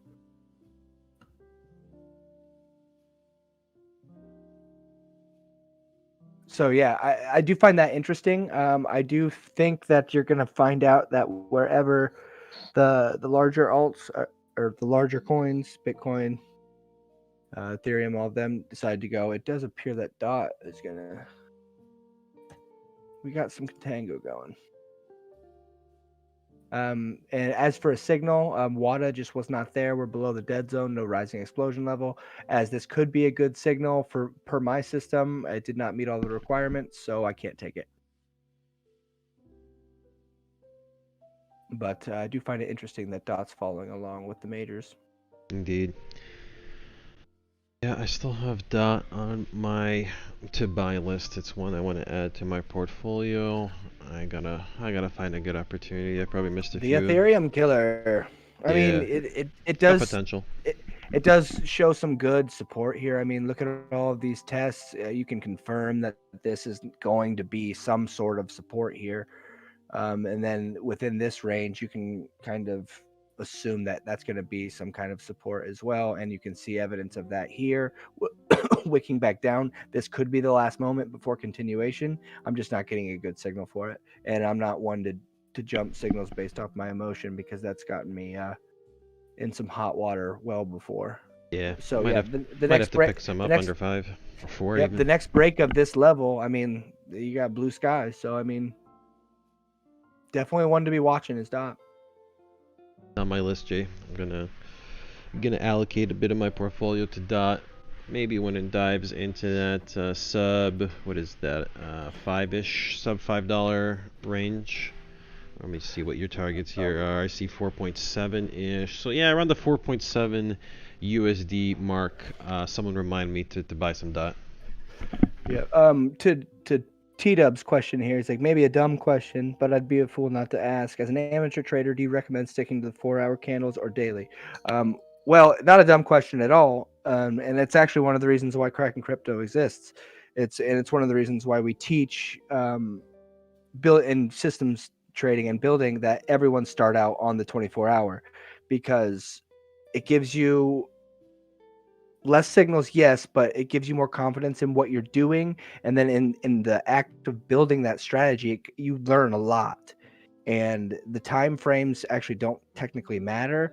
What you need to do is get comfortable with systems trading first. And I think using the daily to do that is the best way to do it, just because it kind of nicks at that FOMO that you have, because everyone wants to trade the 15 minute. They just want to be in a trade. They want to do all this stuff, and sticking to a strict system of only trading daily systems, like at the beginning, really helps with that emotional side of it, on dealing with drawdown and sticking with your system and not rushing into trades and being patient. And then over time, as you develop that, you go into the lower ones. That's why I like to trade the 4-hour. It's because I do have time to sit in front of the charts and everything all day. So when I want to trade more frequently, I go down to the 4-hour. But at the same time, I have tested systems the same way I tested on the 24-hour. I think the 24-hour for any amateur trader is the best way to do it, to not burn yourself out, because getting into a high frequency trading system when you don't know what you're doing, you're going to end up not risk managing properly and wiping yourself. And that is the worst feeling in the world, and I wouldn't wish it on anyone. So sticking with the daily and learning the lessons that you need to learn quickly, I will always advise people do that first. And then as you get used to that, go down into lower time frames. Yeah, one benefit of trading on the daily is you're going to get less signals than you would, say, on the 4-hour. So on the 4-hour, you might end up being overwhelmed with signals. You end up not taking most of them. You end up, ones you do take are the losers. Daily makes it more manageable, and you can basically partake in every signal you get, and try to give your system a bit of a shakeout, right? See where you land in, I guess, I think forecasting. it's important to give your body a shakeout, because whether we like this or not, this is an emotional thing that we're doing. And whenever you're dealing with money, emotion is always highly tied to it. So whatever you can do to distance yourself from that and learn the lessons of not getting involved emotionally with what you're trading is a good thing. So that's why I really like the daily in the terms of learning to trade. Well said. And then once you have all of that done, you can go to whatever time frame you want, boss. You can trade the 1 minute. Indeed. Once you get a feel for it on the daily, you can start applying your year or two experience to the lower time frames. But it is a good idea to get at least a few months or a year under your belt on a daily time frame, getting comfortable with the system, and then apply those skills to a lower time frame strategy from there.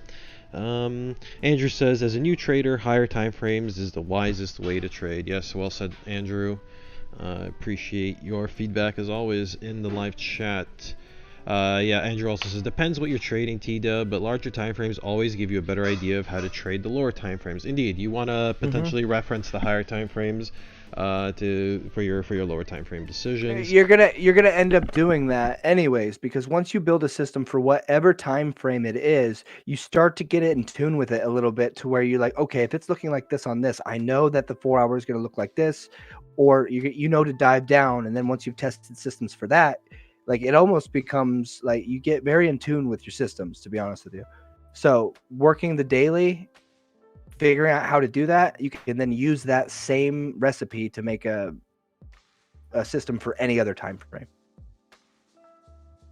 Indeed, well said. And I do think that kind of covers it for now. T-Dub just said awesome advice. Yes, it's always our pleasure. This is kind of what we do here. We do try to mentor and coach everyone on how to approach it, especially if you're a new trader. I think everyone should be doing this. Everyone should be doing this. Everyone should be taking care of their own financials. Indeed. Some things are better left for professionals, no doubt, but I'm sure there's a good way to at least be better informed on this topic. You can make better decisions. Maybe you can even evaluate your wealth manager's performance if you're a little more familiar with how these markets work. So, all I have to say about that is the industry and everything makes this seem a lot harder than it needs to be. And I think that's on purpose so they can take advantage of the liquidity within your 401ks and stuff that you think you don't have the expertise to manage, stuff like that. I think that with a little bit of learning, we could all be in a lot better place with our financials. And that's the whole point of the group. I mean, come on in and you'll learn as well. Like this isn't rocket science, but it is tough. So yeah, we're not doing rocket surgery around here, are we? Rocket surgery. That's what I like. All right. Let me take a look here. I'm gonna scroll up a bit to see if I missed anything, guys. If you do have a last second request, if we haven't covered something already, please drop it in the chat below, because if not, we're slowly kind of heading toward the exits. Let's see how long we've been streaming for. Yeah, 1 hour 55 minutes. So we're pretty much there. 2 hour show just like that. It's been a great pleasure to spend Tuesday afternoon with you guys. Let's see how many likes we can get by the end of the show. 63. That's a high one for you guys. Hopefully you guys enjoyed the show. Indeed. So big news. So I'm just gonna quickly gotta highlight a couple of these stories today. Give me a second to switch scenes. Here we go. Yeah, so we have this one here. Yearn Finance set for a merger with Sushi. There you go. Yearn Finance is eyeing yet another merger with yet another food-themed DeFi project. Only this time, the candidate is a larger market size than Yearn itself. So yeah, Sushi and Yearn, a bit of a tie-up, and I believe this was what was behind the this big Sushi move. I think Sushi's up like 15% today. Sushi's still moving. Indeed. So Sushi on the come up. Keep your eyes on this one. Yep, currently up 22.9% on the day at $1.87. So, Sushi on the come up. If you were wondering if PayPal was, successfully deploying the Bitcoin to the users, according to this article, almost 20% of PayPal users have already traded Bitcoin using the PayPal app. So I don't know. 20% of users? Dude, that's insane because a lot of people use PayPal. I'm not sure how accurate this is, but that is seem like a lot, and maybe this is something to do with why we've seen a major appreciation in the price. Kind of like the Cash app. This is an amazing portal for normies to probably get into Bitcoin, right? All right, one other story I wanted to cover. That's, of course, the overnight liquidation. So that big dive below 19K wiped out, I guess, some people who were degen long. So the latest price drop led investors to sell off over leverage futures contracts. So we had a 9.5% dump from the highs earlier this morning. Cascading liquidations on future markets were a result. And I think it was total liquidations numbering $370 million. So Binance led the pack. Let's see here, $175 million in longs on Binance got wiped out. I guess the ByBit traders fared a little better. $15.7 million on the ByBit. So condolences to anybody who got wiped out overnight. It sounds like you're trying to move a table while you're talking to us. Sorry, I got some stuff on my desk. It's dropping. That's fine. Kind of like Bitcoin, stuff is dropping. All right. Yeah, people are getting wrecked. People are getting smoked. Let me see if there was anything else that kind of stuck out at me. Not too much in particular. So, the XRP news. Maybe we'll cover that tomorrow. All right. That kind of covers what I wanted to quickly recap and refresh everybody on the news front as to what's going on. So I guess what I'm going to do is just going to wave goodbye to our loyal audience in the live chat. And just shout a few people out that are still in there. We still got 69 viewers watching. Solid numbers today. 60 likes, 66 likes have come in today. We had peak viewership over 100. Today's been an excellent show. Thank you everybody who joined us, and that would include people like Todd Mackey, Andrew, T-Dubs, Skokie Cat, Melhiat. Why Am I So Meme is in here. He doesn't know why he's here, though. He doesn't even know why he's here. Okay, good riddance. David Rice is school didn't teach you how to. Okay, let's skip that. So shout outs to David Rice, T-Dub, making moves, huh, Jack? Am I? Well, yeah, I'm making moves right here on the tabletop, and then you hear disturbing you in your headphones with my shit dropping everywhere. My apologies for the background noises, guys. Bit of a noisy environment. Khalid Hazimi, you're welcome. You need to be thanking you guys for the live stream and the ones that passed. Yeah, Khalid Hazimi, it's always a pleasure to see you in here, and we're always happy to put on a live stream and provide value to our premium members and all our other audience as well. Dark Rico, S. Hyatt, T-Dub, Melanation, JP, Moonshine Fuel, Mr. Ether, Robert, of course, David Rice, Andrew, Daniel, Coton Darley, who asked about RNDR. Yeah, okay, awesome. I shouted out a good majority of you guys. Thank you so much for being with us today. It's been a 2-hour stream, though, so I think we're about to wrap it up. Any final words, Jason? Well, I would just have to say, trade safely out there today. We don't really know which direction Bitcoin has taken, is taking right now. We could see. It's really important to wait for daily close, guys.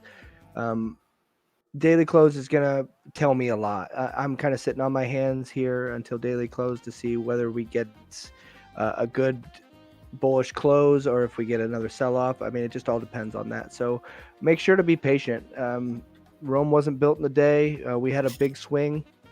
Don't get impatient and think you gotta shoot for the moon right now. There'll always be another trade. Yeah, guys, we might end up just ranging here. 20K might be the new 10K, and we're gonna spend time above it, spend time below it for the next really few get to months know or her, year. you know. Yep. Okay. Take 20K out to dinner a few times. Oh, look who's back. Alex, you joined us just in time. This is what to say goodbyes. Goodbye. So long. Farewell. Farewell. Cheers, We bid you all everyone. adieu. Everyone take care of themselves. And All Infinity says, thanks, guys. Will we ever see Justin again? Yes, Justin, of course, will be back. If anything, he was kind of gearing up, I think, to go today. But just going to give him his overdue rest and sabbatical period. He will be back. Justin's still here. Don't worry, guys. But in the meantime, we're kind of pulling the slack, and I think we're doing a good job of it. We're having a lot of fun. We're almost and don't want to give the reins back to Justin just yet, because we like being live and in charge, right? Yep. And speaking of that, if you guys have any feedback or anything you'd like to see, or just anything in general about the live streams that we're doing, make sure to leave something in the comments so we can check it out. Like we want to make this as entertaining for you guys and fun for us as we can. So any ideas are welcome. Yeah, exactly. We're trying to make improvements on the visual and streaming front. So if you guys have any input, like Jason said, we do appreciate it. Anything we can do to spice up the shows. Your lives. Yeah, we still have ideas. On the roadmap, so you're gonna see maybe some fresh stuff come up on the stream in the coming days and weeks. But for today, I think we've said it, we've done it. Time to wrap it. Good job, everybody. We'll see you for the Wednesday market update. It's been breaking Bitcoin for December 1st, 2020. Enjoy the rest of your December month, guys. We'll be back tomorrow. Have a good one. Later. Bye.